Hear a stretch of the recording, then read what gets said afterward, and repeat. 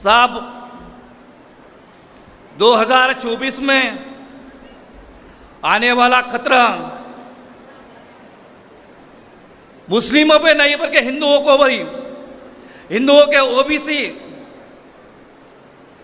SC, ST, DNT, OBC समाज के लोगों के ऊपर भी है। शायद डॉक्टर भीमराव बाबा साहब अम्बेडकर ने तुम्हारे हमारे लिए जो संविधान बनाया था, शायद 2024 के बाद जो संविधान रहता या नहीं रहता, यही आस्था सब लोगों को लगी हुई है। संघ परिवार और मोदी और आरएसएस के, बीजेपी के दलाल ये चाहते हैं कि 2024 के बाद भी यहां इलेक्शन ना हो। यहां मुस्लिमों के ऊपर ही खतरा नहीं है, बल्कि उनको यहां का पूरा ओबीसी, आदिवासी, एससी, बहुजन समाज को भी खत्म करना है।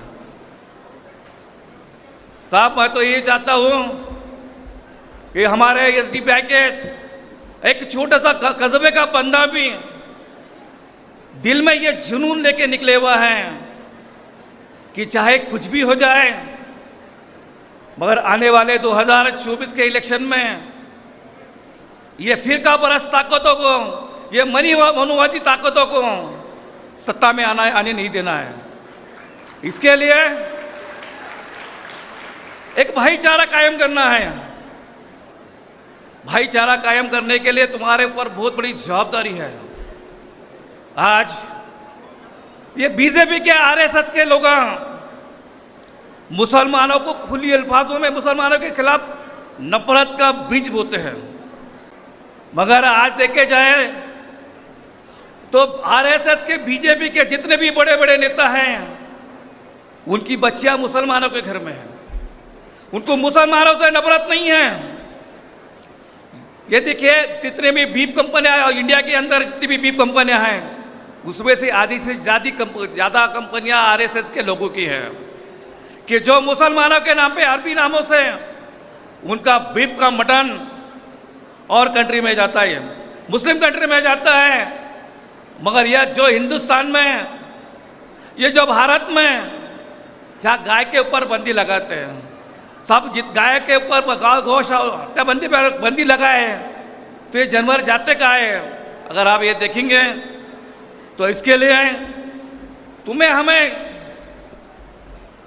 तैयार होना है आने वाली लड़ाई लड़ने के लिए। हमारे साथी ने आपको बताया कि 2023 के अंदर कर्नाटक के इलेक्शन है। उन्होंने कहे कि 10 बंदे अगर यहाँ से एमएलए चुन के जाते हैं तो ये कर्नाटक का चेहरा मोहरा बदलते हैं। मैं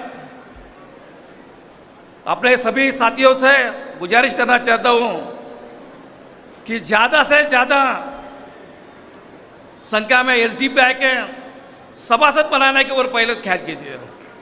सत्ता में आना है तो भी अपना एसडीपीआई का हर एक बंदा, हर एक सभासद केडर बनना चाहिए, कि हिंदुस्तान के अंदर सबसे बड़ी केडर पार्टी है एसडीपीआई, कि जो केडर बेस्ड कार्यकर्ता वो से उसको पद देती नहीं है।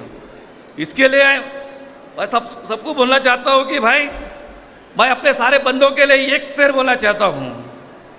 एसडीपीआई के जो कस्बे में रहने वाला कार्यकर्ता, उसके लिए एक शेर बोलना चाहता हूँ। राह में खतरे बहुत हैं, राह में खतरे बहुत है मगर ठहरता कौन है। राह में खतरे बहुत है मगर ठहरता कौन है। मौत तो कल आनी है, मौत तो कल आनी है, तो आ जाए डरता कौन है।